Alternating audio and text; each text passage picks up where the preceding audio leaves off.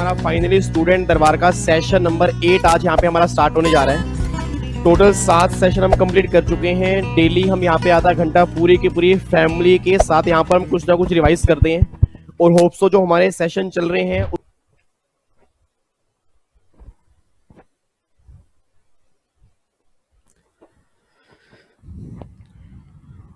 Hello hello hello hello hello good evening भाई, good evening. की हाल चाल यार? चलो, ये सभी का हालचाल बढ़िया ही होना चाहिए। तो एक बार मैं फिर अपनी पूरी प्रोफेशनल की फैमिली के सामने सर आ चुका हूँ। और बताओ यार, क्या हाल चाल है? बढ़िया चल रहा है सब? तैयारी बढ़िया चल रही है? टेंशन तो नहीं हो रही? रिवीजन बढ़िया चल रही है? क्वेश्चंस की प्रैक्टिस सही चल रही है? ठीक है, मैं को बार बार कह रहा हूँ, जितनी ज्यादा प्रैक्टिस करोगे ना उतना आपके एग्जाम के लिए बढ़िया होगा। बस ये बात ध्यान देना, ठीक है जी। अच्छा, आज हमारे स्टूडेंट दरबार का ना सेशन नंबर 90 आज हमें यहाँ पे स्टार्ट करना है। और आज के सेशन में दिसंबर 17 का पेपर आज हम स्टार्ट करेंगे, क्योंकि जून 18 तक सारे पेपर हमारे कंप्लीट हो चुके हैं। अब दिसंबर 17 के पेपर में इनकम टैक्स के जितने भी क्वेश्चंस आए थे वो आज हम यहाँ पे स्टार्ट कर देंगे।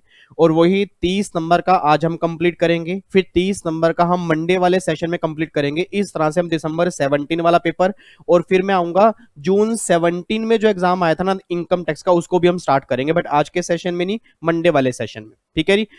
तो फटाफट से जितने बच्चे अब सामने आके बैठ चुके हैं, तो मेरे ख्याल से आपके लैपटॉप में या आपके पास प्रिंटिंग फॉर्म में दिसंबर 17 वाला पेपर होगा। एक बार आपको यहाँ पे दिखा देता हूँ। इधर देखो ध्यान से। अब अगर मैं दिसंबर 17 के पेपर की बात करता हूँ ना, वो हम सब जानते हैं कि उस टाइम में ओल्ड सिलेबस था, न्यू सिलेबस नहीं था। बट इतने बच्चे मेरे सामने बैठे हैं, चाहे वो ओल्ड के हैं चाहे वो न्यू के हैं, इनकम टैक्स सब में सेम है, तो आप सबने अटेंड करना है। बस ये बात ध्यान देना। और मैं आपको बार बार कह रहा हूँ, क्वेश्चन मोस्ट इंपोर्टेंट होंगे एग्जाम में, सेम इसी तरह से क्वेश्चन बनते हैं, बस ये बात ध्यान दो। इधर देखो ध्यान से। अभी यहाँ पे हम स्टार्ट करने जा रहे हैं। अब अगर मैं क्वेश्चन नंबर 1 की बात करता हूं, एक बार क्वेश्चन नंबर 1 देखो। क्वेश्चन नंबर 1 किसका है? क्वेश्चन नंबर 1 ये बात कहना चाह रहा है, डिस्कस द टैक्सेबिलिटी और otherwise of the following income in the context of provision contain under income tax act 1961। It means जो भी पॉइंट्स आपको नीचे 5 पॉइंट्स दिए हैं, 5 नंबर के हैं, हर पॉइंट आपका 1 नंबर का है। अब वो कह रहे हैं कि इसकी टैक्सेबिलिटी के बारे में बताओ, और अगर टैक्सेबिलिटी नहीं होगी तो फिर एग्जम्पशन होगी, नॉन टैक्सेबल होगा, उसके बारे में बताओ। इनकम टैक्स एक्ट में जो प्रोविजन है उसके बेस पे आप हमें बताओ। अब एक बार चेक करते हैं 1 बाय 1 क्या लिखा हुआ है।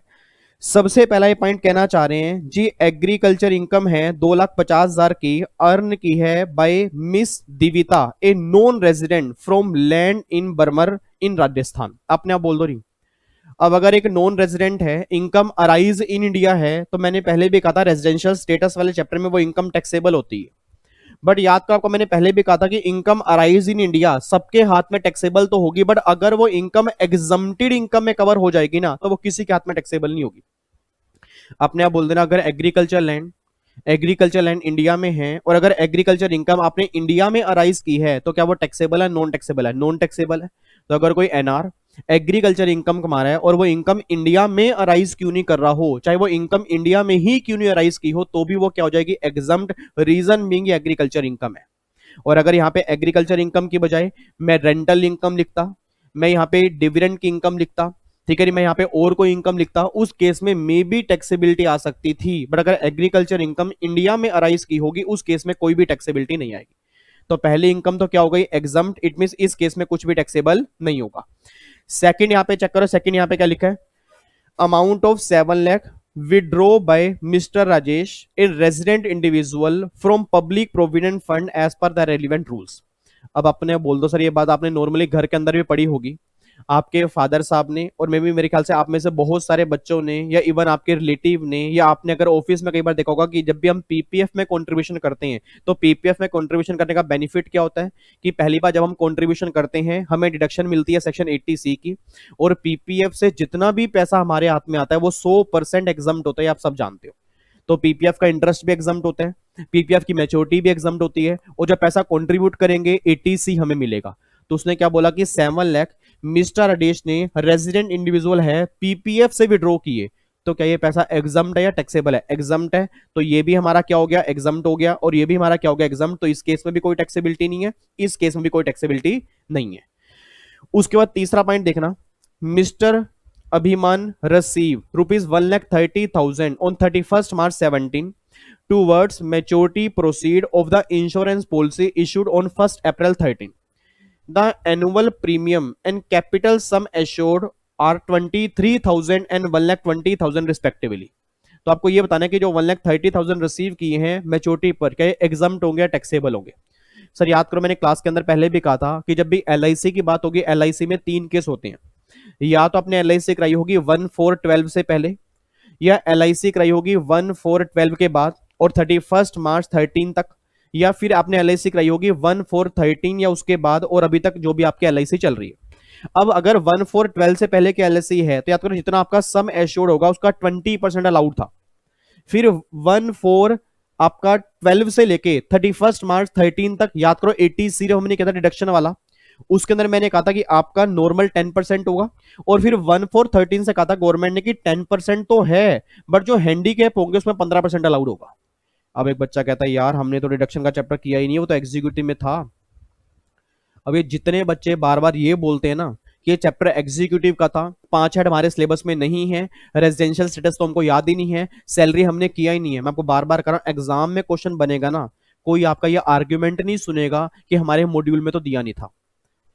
आप में से दुनिया जहान के बच्चे अभी भी डेली बेस पे मैसेज करते हैं 5 हेड तो हमारे सिलेबस में है ही नहीं, ये चैप्टर तो हमारे सिलेबस में है ही नहीं, ये तो हमारे टॉपिक में ही नहीं है। सर मैं आपको उनको एक ही मैसेज करता हूं, सर मैंने सारे लेक्चर दिए हैं, आपने कहीं से भी कोचिंग की होगी, उन्होंने भी आपको पढ़ाए होंगे, आपने जरूर करने हैं। अगर कोई दोस्त कह रहा है कि वो लेक्चर मत कर जो एग्जीक्यूटिव में है, तो उसको ये बोल देना कि भाई तू मत कर, मुझे तो करने हैं।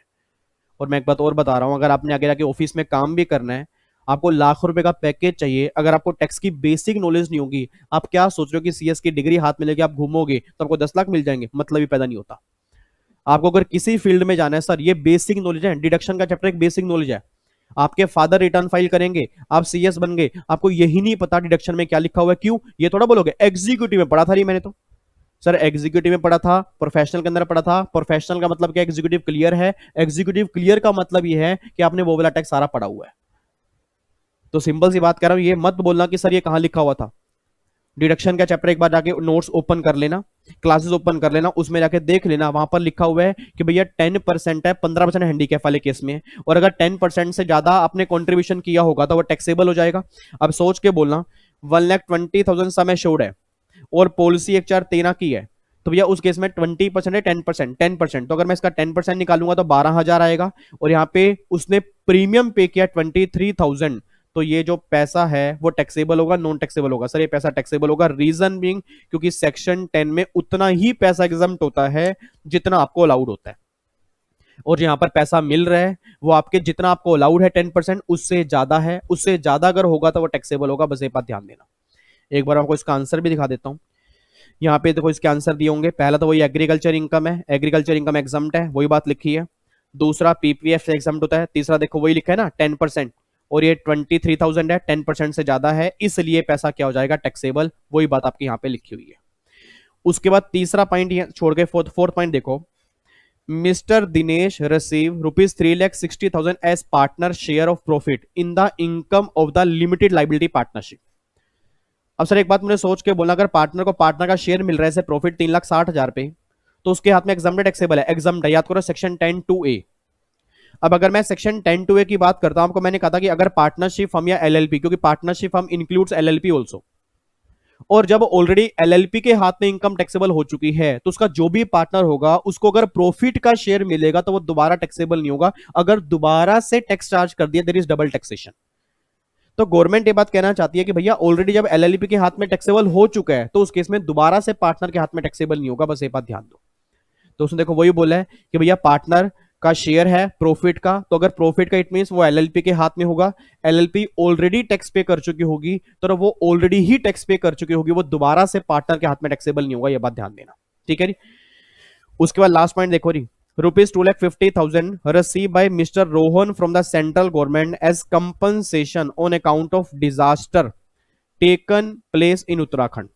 ठीक है, अब अगर उत्तराखंड में डिजास्टर आया उसके लिए गवर्नमेंट ने कंपनसेशन दिया, आप खुद समझदार हो, जब गवर्नमेंट खुद कंपनसेशन दे रही है और आपके एरिया में आपकी स्टेट में डिजास्टर आ गया है, कोई दिक्कत आ गई है, कोई एक आपदा आ गई है, उसके लिए गवर्नमेंट अगर आपको खुद कंपनसेट करेगी तो क्या गवर्नमेंट टैक्स चार्ज करेगी या वो टैक्स फ्री होगा? देखने से पता लग रहा है वो टैक्स फ्री होगा, क्योंकि यहाँ पे गवर्नमेंट है और गवर्नमेंट ऑफ इंडिया जो भी आपको कंपनसेशन देगी वो ऑलरेडी आपके हाथ में एग्जम्प्ट ही करेंगे, क्योंकि रीजन में अगर वो टैक्सेबल कर दिया तो लोग गवर्नमेंट के अगेंस्ट हो जाएंगे कि भैया पहली बात तो हमारे स्टेट में आपदा आ गई, आपने जो हमें पैसा दिया वो भी आप टैक्सेबल कर रहे हो, कितनी बड़ी दिक्कत वाली बात है। तो गवर्नमेंट ये बात कहते हैं कि अगर ये प्रॉब्लम होगी तो उस केस में सेक्शन 10 एप्लीकेबल हो जाएगा, और सेक्शन 10 में जितना कंपनसेशन मिलेगा आपके हाथ में क्या हो जाएगा, एग्जम्प्ट। ये बात ध्यान देना, ठीक है जी। तो अगर मैं सिंपल सी बात करता हूं, पहला एग्जम्प्ट हो गया, दूसरा एग्जम्प्ट हो गया, तीसरा टैक्सेबल हो गया, चौथा एग्जम्प्ट हो गया, पांचवा एग्जम्प्ट हो गया। तो पांच में से चार तो हो गए एग्जम्प्ट, एक हो गया टैक्सेबल। ये क्वेश्चन आपके एग्जाम में 5 नंबर का आया था,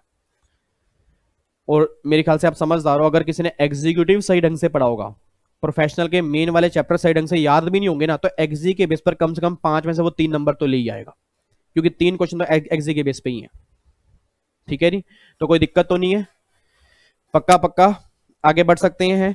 बच्चा कह रहा है यस सर आगे बढ़ सकते हो। अगले क्वेश्चन पे आओ जी। अब अगला क्वेश्चन देखो जी, इसका बी पार्ट देखो, ये भी इंपॉर्टेंट है।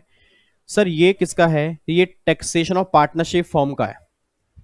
याद करो हमने क्लास में टैक्सेशन ऑफ पार्टनरशिप फर्म क्या था, फर्म की टैक्सेशन। इसके अंदर मैंने कहा था कि अगर फर्म पार्टनर को सैलरी पे करती है, वर्किंग पार्टनर को तो अलाउड होगी, नॉन वर्किंग को दी गई सैलरी अलाउड नहीं होती।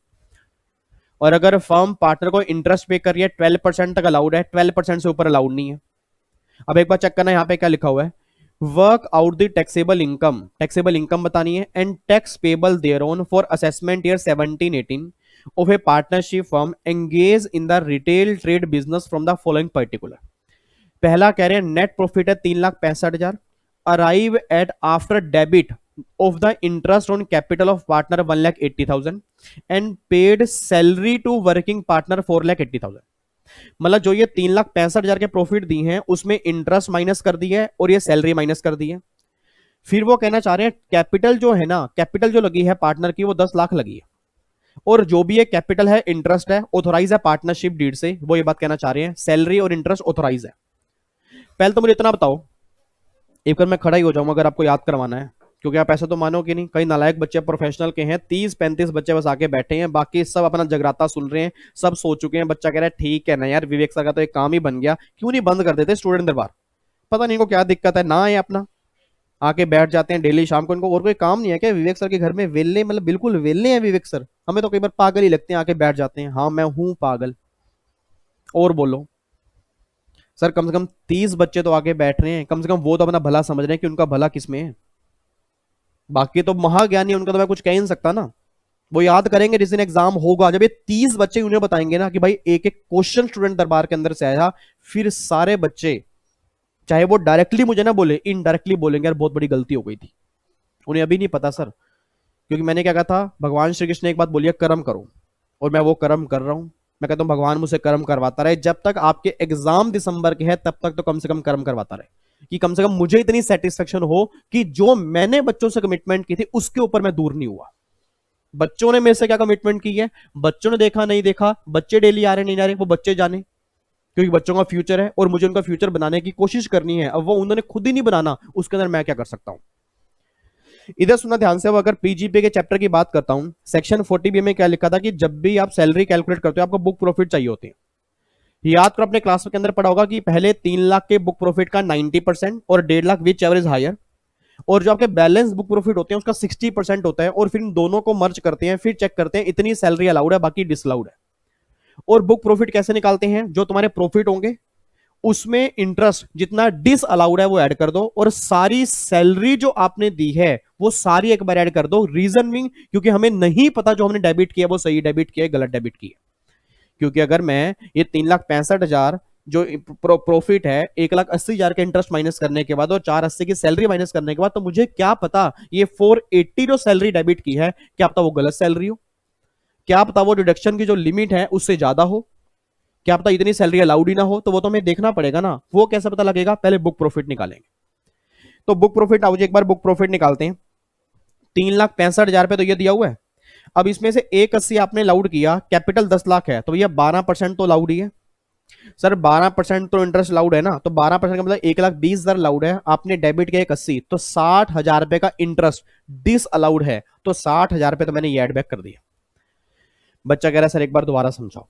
मेरे लाल, मेरे नोनू, मेरे सोनू, मेरे बैंगन, मेरी शिमला मिर्च, मेरी करेले। इधर देखो ध्यान से, इसका मतलब ये है कि 365 में मैंने ऐड कर दिया 60,000। जितना मेरा इंटरेस्ट डिस अलाउड है वो मैंने ऐड कर दिया, क्योंकि बाकी तो अलाउड ही है, बाकी डेबिट रहेगा, कोई दिक्कत नहीं। बट ये सारा मैंने कर दिया ऐड बैक। बच्चा कहता है सर ये सारा थोड़ा डिसअलाउड है। मैंने कब कहा सारा डिसअलाउड है? मैं तो बुक प्रॉफिट निकालने के लिए एक बार पहले मैंने सारा ऐड बैक कर दिया। अब ये मेरे बुक प्रॉफिट आ गए 9,05,000 के, ये मेरे बुक प्रॉफिट आ गए। अब इस बुक प्रॉफिट के मैं दो टुकड़े करूंगा, 3 लाख तो मैं अलग कर दूंगा और 6,05,000 मैं अलग कर दूंगा। अब जो मेरे 3 लाख के बुक प्रॉफिट है उसका 90, 2,70,000 तो यही आ गया। और अगर मैं 6,05,000 का, अगर मैं 6,05,000 का 60% निकालता हूं तो 3,63,000 तो ये हो गया। अब 3,63,000 प्लस में 2,70,000, 6,33,000। सर इतनी सैलरी अगर पार्टनरशिप फर्म वर्किंग पार्टनर को देती है तो अलाउड होती है। और यहां सैलरी दी कितनी है? 480। तो भैया सारी अलाउड ही है, ये सारी अलाउड है। इट मीन जो डेबिट किया वो बिल्कुल सही है, जो डेबिट किया बिल्कुल सही है। बच्चा कहता है हो फिर तो इट मीन जो प्रॉफिट दिए वो प्रॉफिट भी तो सही है। नहीं सर, इस प्रॉफिट में ये सैलरी माइनस की है, सही है क्योंकि इतनी अलाउड है। बट इस प्रॉफिट में ये इंटरेस्ट माइनस की है, तो सारा इंटरेस्ट तो माइनस नहीं होगा ना, 120 माइनस होगा बस। तो फिर अगर मुझे प्रॉफिट निकालनी है पार्टनरशिप फर्म के, तो इस 3,65,000 में, इस 3,65,000 में मुझे क्या करना पड़ेगा? इस 3,65,000 में मुझे यहां पे ऐड करना पड़ेगा 60,000 पे। अब अगर 3,65,000 में 60,000 में ऐड करूंगा तो ये 4,25,000 रुपए का मेरा प्रॉफिट आ गया जी। ये पार्टनरशिप का प्रॉफिट है, इसमें सैलरी डिडक्ट हो चुकी है, इंटरेस्ट डिडक्ट हो चुका है, 4,25 का प्रॉफिट है। इसका 30% क्योंकि पार्टनरशिप हम है ना, तो 1,27,500 ये टैक्स है, प्लस में 4%। तो अगर 4% करूंगा तो 1,32,600 ये टैक्स आएगा जी। अब एक बार चेक कर लो आपका आंसर किससे मैच हो रहा है। अगर आपका आंसर ये है तो कोई दिक्कत वाली बात नहीं है, अगर ये आंसर नहीं है तो प्लीज चेक करो गलती हो कहां रही है। बच्चा कह रहा है सर एक बार दोबारा बता दो। पहले तो ये बताओ, ये समझ आ गया सेक्शन 40B? सेक्शन 40B का क्वेश्चन है, 40B पार्टनरशिप फर्म वाला। ठीक है जी। अब ये 3,65,000 के नेट प्रॉफिट दिए हैं, ये बुक प्रॉफिट नहीं है, नेट प्रॉफिट है, हमें बुक प्रॉफिट निकालनी है। एक बार जाके बुक देख लेना, नोट्स देख लेना, वहां पे लिखा होगा बुक प्रॉफिट कैसे निकलते हैं। नॉर्मल प्रॉफिट प्लस में जो इंटरेस्ट डिसअलाउड है वो ऐड कर दो और सारी सैलरी वर्किंग पार्टनर की ऐड बैक कर दो, ये आपके बुक प्रॉफिट आ जाएंगे। बुक प्रॉफिट के दो टुकड़े करो, 3 लाख अलग बाकी अलग। 3 लाख का 90 270 और बाकी का 60 363, 633 मेरे ख्याल से आ रहा है। मतलब 480 की सैलरी डेबिट की है, 633 अलाउड है, तो सारी सैलरी अलाउड है, कोई दिक्कत नहीं है। अब जब ये सारी सैलरी अलाउड है तो मतलब जो ये प्रॉफिट निकाले हैं वो सैलरी को माइनस करने के बाद निकाले तो ठीक है, कोई दिक्कत नहीं है, सैलरी माइनस होनी भी चाहिए। बट जो ये प्रॉफिट निकाले हैं उसमें 180 का इंटरेस्ट माइनस किया, वो गलत है। क्योंकि इंटरेस्ट सिर्फ 12% अलाउड है, 12 मींस 120 अलाउड है, आपने डेबिट कर दिया 180, तो अपने 60,000 पे ज्यादा डेबिट कर दिया। जो गलत डेबिट किया उसको हमें एडबैक करना पड़ेगा। तो अगर एडबैक करूंगा 60,425, उसका 30%, क्योंकि फर्म है, फर्म का टैक्स रेट 30% होता है, प्लस में 4% सेस, तो 1,32,600 आंसर आ गया। एक बार चेक कर लेते हैं जी। ये देखो री 9,05,000 मेरा बुक प्रॉफिट आ रहा था। अब ये 4,80,000, ये देखो 633, इतना तो मुझे अलाउड ही है, तो भैया 4,25 का मेरा प्रॉफिट आ गया। अब ये देखो 30.9 इन्होंने क्यों लिखा है? क्योंकि पहले 3% सेस था, ये 2017 वाला क्वेश्चन है। अब तो 4% सेस है ना, तो यहाँ पे 31.20 अगर मैं निकालूंगा, एक बार निकालना, 4,25,000 का 31.20, तो देखो 1,32,600 वही आंसर आ रहा है जो हमारा आ रहा है। ठीक है, अब ये क्वेश्चन 5 नंबर का था, क्या मुश्किल था इसके अंदर? सर इनकम टैक्स बहुत मुश्किल आता है सर। नहीं होता सर, 30 नंबर तो ना हमें पता ही नहीं लगते कहां से आता है, कैसे पता लगेंगे?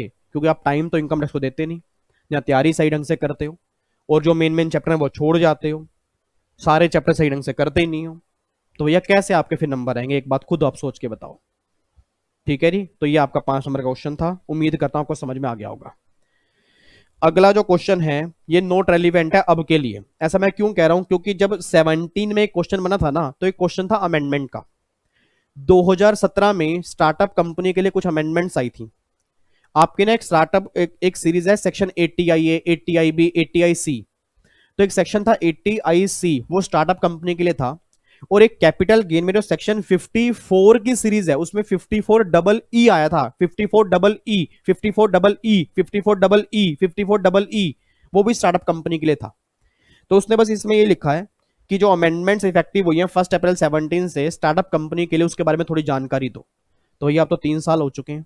अब तो स्टार्टअप कंपनी के लिए सेक्शन 54 की सीरीज भी है, 35 AD भी है, ठीक है, 80 IA की सीरीज भी है। तो काफी सारे इंसेंटिव स्टार्टअप कंपनी के लिए हैं, इन्वेस्टमेंट अलाउंस भी है। तो इट मीन अब अगर ये आज क्वेश्चन बनेगा तो हमारे सामने कई सारे प्रोविजन है स्टार्टअप कंपनी में, बट ये क्वेश्चन 17 का था। तो उस टाइम जो अमेंडमेंट्स आई थी उसके बेस पर उसने पूछा था कि स्टार्टअप कंपनी के लिए कौन से प्रोविजन नहीं आए हैं। ठीक है जी, तो इसलिए मैंने यहां पे नोट रेलिवेंट लिखा है, बट आप एक बार पढ़ना चाहते हो पढ़ सकते हो। देखो 80 IAC और यहां पे सेक्शन 54 देखो डबल ई, ये आया था स्टार्टअप कंपनी के लिए।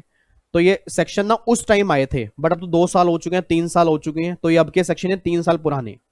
तो अगर मैं अमेंडमेंट के बाद की बात करता हूं, अब ये क्वेश्चन आपके एग्जाम में बन ही नहीं सकता, क्योंकि क्वेश्चन 17 के अमेंडमेंट्स का है, 19 के अमेंडमेंट का नहीं है। ठीक है जी, बाकी एक बार रीड कर लेना। हाँ, प्रोविजन आज भी हैं, डिलीट नहीं हुए, बट एक क्वेश्चन अब ऐसे नहीं बनेगा कि जो अमेंडमेंट है वो बताओ। अब नॉर्मल क्वेश्चन बन जाएगा कि इनकम टैक्स एक्ट में स्टार्टअप कंपनी के लिए क्या क्या बेनिफिट है। तो फिर आप उसमें लिख के आओगे 54 EE, 80 IC, 32 AC investment allowance, और उसके बाद 35 AD। तो जो भी आपके इंसेंटिव है स्टार्टअप कंपनी के लिए वो आपको सारे यहां पे लिख के आने होंगे फिर। ठीक है जी, ये आपका थियोरेटिकल बेस्ड क्वेश्चन था 5 नंबर का। तो अब जाके 15 नंबर के क्वेश्चन तो ये हमारे सोल्व हो चुके हैं, कोई दिक्कत तो नहीं है, पक्का पक्का आगे बढ़ सकते हैं। यस सर, आगे आओ जी। अब अगला मैं यहां पे आ रहा हूं जी, क्वेश्चन नंबर 2 और 2A। अब यहां पे हम क्वेश्चन नंबर 2 करेंगे, 2A हम करेंगे मंडे वाले स्टूडेंट दरबार में। तो आज हमें 15 नंबर और करने हैं, 15 हम कर चुके हैं। आओ जी 15 नंबर देखते हैं। डिस्कस दी डिडक्टेबिलिटी और otherwise of the following expenditure incurred by Sumit Agro Industry while computing its business income for year ended 31st March 17। वो ये बात कहना चाह रहा है, जो नीचे पॉइंट दिए हैं उसकी ना डिडक्टेबिलिटी बताओ, मतलब ये अलाउड होंगे डिस अलाउड होंगे, आप हमें ये बताओ एज पर बिजनेस इनकम जब निकालोगे, मतलब पीजीपी का क्वेश्चन आ गया। और पीजीपी में आपसे बढ़िया कौन जानता है, सेक्शन 30 से लेके 38 तक जितने प्रोविजन हैं वो सारे हैं एक्सपेंडिचर कौन कौन से अलाउड होंगे। सेक्शन 40 में जितने प्रोविजन कवर होते हैं वो सारे प्रोविजन वो हैं कि कौन कौन से खर्चे डिस अलाउड होंगे। तो उसने मुझसे ये तो मांगा है, अब बस मुझे ये देखना है कि भैया ये डिडक्शन में कवर होता है या डिस अलाउड में कवर होता है, बस मुझे ये देखना है। आओ जी पहला पॉइंट पढ़ो, land and building acquire for scientific research related to the business in September 16 for 22,50,000 consisting of cost of land 9,50,000 and balance of the building. भैया 22,50,000 रुपए की लैंड बिल्डिंग ली है, जिसमें 9,50,000 रुपए लैंड का है, और अगर लैंड का है तो आप सब जानते हो ना तो डेप्रिसिएशन मिलेगा ना वो खर्चा अलाउड होगा। तो भैया अगर 22,50,000 में से अगर मैं 9,50,000 माइनस कर दूं तो 13 लाख रुपए बिल्डिंग के बचेंगे, तो वो 3514 में अलाउड हो जाएंगे। आप सब जानते हो 3514 कैपिटल खर्चा बिल्डिंग का जितना करोगे 100% आपको अलाउड होगा, इसमें डेप्रिसिएशन की बात ही नहीं होती। और ये बात आपने पीजीपी के अंदर पढ़ी होगी, एक बार आके खोल लेना, सेक्शन 3514 साइंटिफिक रिसर्च बिल्डिंग वाले खर्चे अलाउड होते हैं, लैंड वाले खर्चे कहीं पर भी अलाउड नहीं होते। तो भैया 22,50 में से 9,50 गए, 13 लाख रुपए अलाउड होंगे, बात ध्यान देना। तो इसका आंसर कितना आएगा, 13 लाख अलाउड और बाकी 9,50,000 डिस अलाउड, ये बात ध्यान दो। उसके बाद देख लो, बताओ 2 नंबर का क्वेश्चन है क्या। उसके बाद construction to the account of the employ as per pension scheme referred in section 80 CCD। याद करो 80 CCD में पेंशन स्कीम आती है। अब यहां पे 10% तक कंट्रीब्यूशन होगा तो अलाउड है, और 14% कंट्रीब्यूशन अभी नई अमेंडमेंट है ये गवर्नमेंट वाले केस में, बट यहां गवर्नमेंट की बात नहीं हो रही, यह नॉर्मल बात हो रही है। तो भैया 10% कंट्रीब्यूशन अलाउड है, 10% से जितना ज्यादा कंट्रीब्यूशन किया होगा वो डिस अलाउड होता है, यह बात आप सब जानते हो। उसने बोला कि 35 लाख रुपए कंट्रीब्यूशन किया है, amount above 10% of the salary of employ 5,80,000, मतलब 35 लाख रुपए कंट्रीब्यूशन किया जिसमें 10% से जो ज्यादा अमाउंट है ना वो 5,80,000 रुपए। अपने आप बोल देना, क्या ये सारा कंट्रीब्यूशन अलाउड है, क्या ये सारा कंट्रीब्यूशन अलाउड है या 10% तक अलाउड है। सर 10% तक अलाउड है। एक बार जाके डिडक्शन का चैप्टर देखना, वहां पे 80 CCD आपको याद कराऊं, 80 CCD 1, 80 CCD 2, 80 CCD 1B। 1 के अंदर मैंने कहा था एम्प्लॉय कॉन्ट्रीब्यूशन, 2 में कहा था एम्प्लॉयर कॉन्ट्रीब्यूशन, और 1B में कहा था NPS नेशनल पेंशन स्कीम या न्यू पेंशन स्कीम, अगर आपको ध्यान आ रहा हो। 80 CCD 1 में अभी अमेंडमेंट आई है, एम्प्लॉय कॉन्ट्रीब्यूशन करेगा 10%, और सेंट्रल गवर्नमेंट वाले केस में 14% अलाउड होता है। सेंट्रल गवर्नमेंट स्टेट गवर्नमेंट की बात ही नहीं है, तो 10% अलाउड है। अब भैया उसमें वो कह रहा है 10% से ऊपर कॉन्ट्रीब्यूशन है 5,80,000, तो वो अलाउड ही नहीं होगा। तो अगर वो अलाउड ही नहीं होगा, उसने मुझसे पूछा क्या कि उसकी डिडक्टेबिलिटी बताओ, तो ये डिडक्शन नहीं मिलेगी, ये डिस अलाउड होगा, ये बात ध्यान देना, ठीक है जी। तो यहाँ पे मैं क्या कर दूंगा, डिस अलाउड, तो ये 580 जो है वो क्या हो जाएंगे, डिस अलाउड। उसके बाद देखो जी, tax on non monetary perquisite provided to the employ and borne by employer 4,50,000। आपने बोल देना जी, अगर एम्प्लॉयर ने एम्प्लॉय के परक्विजिट पर जो भी टैक्स है वो पे किया, तो क्या वो खर्चा अलाउड है, डिसअलाउड है? डिसअलाउड है। रीजन बिंग, आप सब जानते हो एम्प्लॉय के हाथ में एग्जम्प्ट होता है। याद करो सेक्शन 1010 सर 1010 तो वीआरएस का है ना, नालायक वो 1010 है। 1010 रिट्रेंचमेंट का है, 1010 वीआरएस का है, 1010 है कि अगर परक्विजिट पर एम्प्लॉयर टैक्स पे कर देगा एम्प्लॉय के बिहाफ पर, तो वो एम्प्लॉय के हाथ में एग्जम्प्ट होगा। और जब वो एम्प्लॉय के हाथ में एग्जम्प्ट हो गया, तो उसका सिंगल खर्चा भी एम्प्लॉयर अलाउड नहीं कर सकता। ये बताओ ने पीजीपी के चैप्टर के अंदर पढ़ी है। तो यहां पर क्या आएगा, डिसअलाउड। सर हमें एक बार आंसर दिखाओ, हमें आपके ऊपर विश्वास नहीं है। ओ माय गॉड, हे भगवान, मेरे ऊपर विश्वास क्यों नहीं करते बच्चे? इधर देख लो नालायकों ध्यान से। सबसे पहला देख लो जी, वो 13 लाख रुपए अलाउड है। दूसरा देख लो 10% अलाउड है, तो मतलब 35 लाख में से अगर मैं 580 माइनस कर दूंगा, तो 35 लाख में से 580 बाहर कर दिए तो 29,20,000, बस इतना अलाउड है। और ये 5,80,000 क्या हो जाएगा, डिसअलाउड। वही सेम बात जो भी हमने बोली है। और देखो यहाँ पे 4,50,000 जो एम्प्लॉयर ने बोर्न की हैं वो एम्प्लॉई के हाथ, एम्प्लॉय के लिए, तो वो डिस अलाउड है 40A5 के अंदर। और मैंने पहले भी अभी क्या बोला स्टार्ट करने से पहले कि सेक्शन 40 डिस अलाउड का है। देख लो सेक्शन 40A5। सर ये तो फिर हमें दोबारा से रिवीजन करनी पड़ेगी, दोबारा से।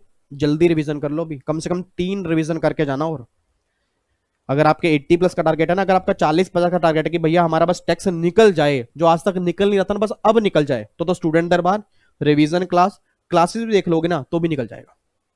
बट अगर टारगेट है 80 मार्क्स का, तो भैया जबरदस्त रिवीजन करनी पड़ेगी, जबरदस्त प्रैक्टिस करनी पड़ेगी, और चांसेस बहुत कम से कम देने पड़ेंगे एग्जामिनर को गलती करने के, कि भैया वो मतलब हमारा पेपर बढ़िया तरीके से चेक करे और हम बहुत कम गलती करें, बस ये बात ध्यान देना, ठीक है जी।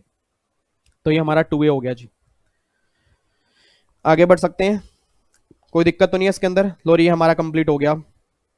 चलो 5 नंबर हमारे पक्के हो गए। अगला आ जाओ, अगला क्वेश्चन है DT AA। लो जी क्वेश्चन आ गया DT AA का। क्वेश्चन देख लो कितना गिरा हुआ है, उठाओ फटाफट से, उठाओ इस क्वेश्चन को। मिस्टर बीटा, एज 30 साल है, इंडिया का रेजिडेंट है, ए musician derive income of 5 lakh from concert perform outside India. बाहर इनकम कमाई है 5 लाख, जिस पर 1 लाख रुपए टैक्स पे किया। और इंडिया में इनकम उसने कमाई है 3 लाख रुपए की, और उस कंट्री में कमाई है जहां पर कोई डबल टैक्सेशन एग्रीमेंट नहीं है। तो उसकी टोटल इनकम निकल के आ गई 8 लाख, ठीक है जी। अब 2017 में स्लैबरेट किया, उसको छोड़ दो, नए के बेस पे निकालो, नए के बेस पे निकालो। अब अगर ये मिस्टर बीटा है, एज 30 साल है, रेजिडेंट है, 8 लाख पर टैक्स निकालो। इनकम 5 लाख से कितनी ज्यादा है? सर इनकम 5 लाख से ज्यादा है 3 लाख, तो उस 3 लाख का 20%, 60,000 तो ये, और भैया फिर आपके 2.5 लाख एग्जाम्प्ट है, 2.5 लाख का 5% तो 12,500 ये, तो 72,500 रुपए तो टैक्स आ जाएगा। इस 72,500 में अब 4% सेस भी ऐड कर लो। तो अगर मैं 72,500 में 4% सेस भी ऐड करता हूं तो 75,400 ये मेरा टैक्स आएगा टोटल 8 लाख पर। सर एक बार दोबारा से, एक बार दोबारा से, एक बार दोबारा से। 5 लाख इनकम बाहर कमाई, 3 लाख इंडिया में कमाई, 8 लाख। इस 8 लाख पर आपको टैक्स निकालना आता है। अब मुझे टैक्स निकालना तो सिखाना नहीं पड़ेगा ना आपको, क्योंकि 5 लाख से ऊपर वाली इनकम पर 20%, तो 3 लाख का 20 60,000 और 12,500 72,500 प्लस में 4% सेस, तो 75,400 ये टैक्स आ गया। अब अगर 75,400 ये टैक्स आ रहा है 8 लाख की इनकम के ऊपर, तो डबली टैक्स इनकम मेरी 5 लाख है, उस पर कितना आएगा? अगर 75,400 मेरा टैक्स आ रहा है 8 लाख की इनकम के ऊपर, तो डबली टैक्स इनकम, जिस इनकम पे डबल टैक्स लग रहा है, और डबल टैक्स इस पे लगेगा फॉरेन इनकम पे। फॉरेन इनकम कितनी है? 5 लाख है, तो उस इनकम पे इंडिया में कितना टैक्स आएगा वो निकाल लो। 75,400 8 लाख पे है, तो 5 लाख पे आएगा 47,125। अब सोच के बोलना, इस डबली टैक्स इनकम पर इंडिया में पे किया 47,125, और इसी डबली टैक्स इनकम पर बाहर पे कर रहा है वो 1 लाख रुपए। देखो उसने लिखा है 1 लाख रुपए का बाहर टैक्स है, तो भैया 1 लाख बाहर पे कर रहा है और इंडिया में पे कर रहा है 47,125, तो विच एवर इज लेस क्या है इंडिया में ना, इसका मिल जाएगा सेक्शन 91 में रिलीफ। याद करो सेक्शन 91 में किसका रिलीफ मिलता है, डब्ल्यू टैक्स इनकम पर बाहर कितना पे करोगे, उस डब्ल्यू टैक्स इनकम पर इंडिया में कितना पे करोगे, जहां भी कम पे करोगे वो इंडिया के टोटल टैक्स में से माइनस हो जाएगा। तो भैया इंडिया का टैक्स आ रहा है 75,400, उसमें रिलीफ मिल गया 47,125, तो 75,400 माइनस में 47,125, तो 28,275, इतना नेट टैक्स आएगा जो मुझे देना पड़ेगा। बस ये बात ध्यान दो, एक बार मैं आपको दिखा भी देता हूं। देखो ये 8 लाख 8 लाख पे देखो उन्होंने वो यहाँ पे अब टैक्स निकाला हुआ है, यहाँ पे इन्होंने निकाला है 87,550, तो मेरा तो टैक्स अलग आ रहा है ना। रीजन मीन पहले आपके स्लैब रेट अलग होते थे, ठीक है नी, अब स्लैब रेट अलग है, तो मैं इसको नहीं देख रहा। हमारा जो टैक्स आ रहा है, हमारा टैक्स आ रहा है अभी इतना, एक 8 लाख पे टैक्स निकाल लोगे 72,500 प्लस में 4% सेस, इतना आ गया, इतना टैक्स है इतनी इनकम पर, तो डब्ल्यू कितना आएगा इतना, और बाहर पे किया 1 लाख, तो रिलीफ मिलेगा इतना। नेट जो मुझे देना पड़ेगा, नेट यहाँ पे 32,850 आ रहा है आईसीएसआई का, जो गलत है क्योंकि 17 का आंसर है उसका, 2017 वाला क्वेश्चन है। नया आंसर जो रिवाइज बनेगा वो इसका बनेगा यहाँ पे, अभी जो हमने निकाला है 28,275 पे, ये इसका आंसर बनेगा। बाकी अगर कोई डाउट हो तो कमेंट बॉक्स में डाल देना, उम्मीद करता हूं वैसे डाउट आपका होना नहीं चाहिए, ठीक है, कोई दिक्कत तो नहीं है, पक्का पक्का समझ में आ गया। अब लास्ट क्वेश्चन पे आ जाओ जी। State the power exercise by authority of advance ruling under income tax act. लो जी, एडवांस रूलिंग की जो अथॉरिटी है वो कौन कौन सी पावर रखती है? सर इंस्पेक्शन करने की रखती है, नोटिस देने की रखती है, वेरिफिकेशन करने की रखती है, डिसाइड करने की रखती है कि कितनी टैक्स लाइबिलिटी आएगी, क्या इनकम आएगी। बताओ, एक थ्योरी बेस्ड क्वेश्चन आ गया 5 नंबर का दोबारा से, ये लो, ये क्वेश्चन आपका देखो, इतना सा क्वेश्चन जिसमें 4 पॉइंट हैं, 5 नंबर का बच्चा कहता है सर ये फिर 4 नंबर मिलने चाहिए ना, पॉइंट तो 4 ही हैं, क्योंकि शीट भर के आएंगे तभी तो नंबर मिलेंगे। आप ये प्रूफ है, इतने से क्वेश्चन के 5 नंबर ही मिल सकते हैं। रीजन में क्योंकि जब लो में ही 4 पॉइंट हैं तो हम 4 ही लिख के आएंगे ना, और अगर 4 लिख के आएंगे तो 5 नंबर ही मिलेंगे। ऐसा नहीं है कि 4 लिखेंगे 4 नंबर मिलेंगे, क्योंकि जब 4 पॉइंट है हमने पूरे लिखे हैं तो भैया पूरे नंबर मिलेंगे। जितना लो में है, जितना वैलिड है उतना ही लिख के आना, बिना बात के फिजूल की बातें मत लिख के आना, ठीक है जी। तो देखो वही लिखा हुआ है, discovery of inspection, enforcing the attendance of person including officer, compelling the production of books of accounts, issuing commission. तो ये सारी बातें आपके यहाँ पे लिखी हैं, ये क्वेश्चन आपके 5 नंबर का था, ठीक है जी। अब आपने कुछ नहीं करना, अगला जो 2A है ये आपने एक बार करके आना है जी, ठीक है। 2A और बाकी जून 17 वाला पेपर होगा उसके पहले पहला क्वेश्चन, मतलब 15 ये और 15 वो, 30 नंबर का फिर हम नेक्स्ट क्लास में करेंगे।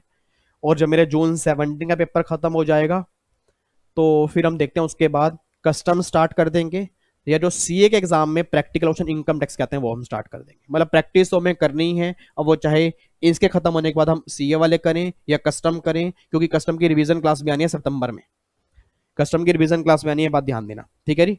तो कस्टम की रिवीजन पहले ऐसा करेंगे, पहले कस्टम की रिवीजन करेंगे उसके बाद फिर हम क्वेश्चन करेंगे, ताकि हमें क्वेश्चन और बढ़िया तरीके से आए।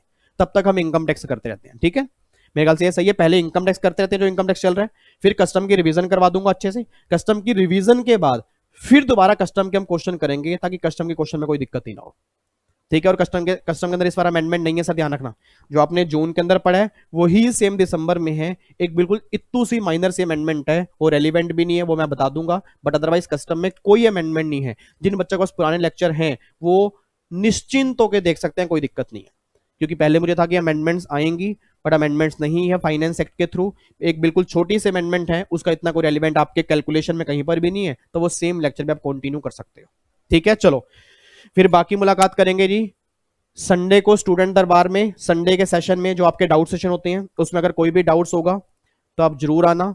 और बाकी मंडे को फिर स्टूडेंट दरबार में इसका पेपर हम कंप्लीट करेंगे, अगला पेपर हम स्टार्ट करेंगे, तब तक के लिए इसमें रिवीजन करो, कोई डाउट है कमेंट बॉक्स में डाल दो। बाकी कोई प्रॉब्लम आ रही है, जिन बच्चों ने भी लेटेस्ट में क्लासेस परचेज की हैं, चैप्टर वाइज की हैं, चाहे वो कोई भी की है, उम्मीद करूंगा आपने क्लासेस देखनी स्टार्ट कर दी होंगी, और ऑलमोस्ट बच्चों को रिप्लाई जा चुके हैं। जिन जिन बच्चों को नहीं गए टेंशन मत ले, उनके भी रिप्लाई बहुत जल्दी आ जाएंगे, क्योंकि मेरा स्टाफ अब लगा हुआ है, ठीक है। मैंने उनको धमका का मतलब गुस्सा कर रखा है, मैंने कहा भाई कंप्लेन नहीं आनी चाहिए बच्चों की, जितना हो सके बच्चों की सेवा करो, क्योंकि मैं अपनी तरफ से कोशिश करता हूं कि मैं अपनी तरफ से कंप्लेन ना दे पाऊं, स्टाफ की तरफ से कंप्लेन है उसको भी मैं बहुत जल्दी सोल्व कर दूंगा, ये बात ध्यान देना, ठीक है। चलो bye bye, God bless you, जय Hind, love you so much, take care, bye bye.